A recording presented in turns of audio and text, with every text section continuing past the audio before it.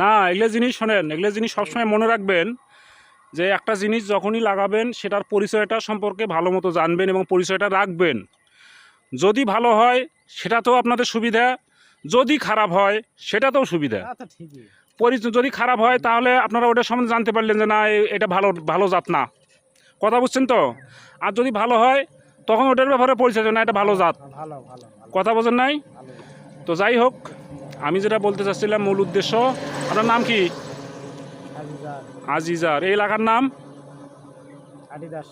ও না, আমি বলতে চাচ্ছিলাম যে ওই পাশে ওই যে ওখানে আপনার ওই যে একটা করলা লাগাইছে আপনার হলো আরহাম ভাই, আর হলো ওই যে পাশে একটা ওই যে কী জানি নাম ছেলেটার, আশরাফুল। হ্যাঁ, ওই যে ও পাশে ওই করলাটা মানে জানেন ব্যাপারে, করলার ব্যাপারে কিছু মানে দেখছেন কখনো?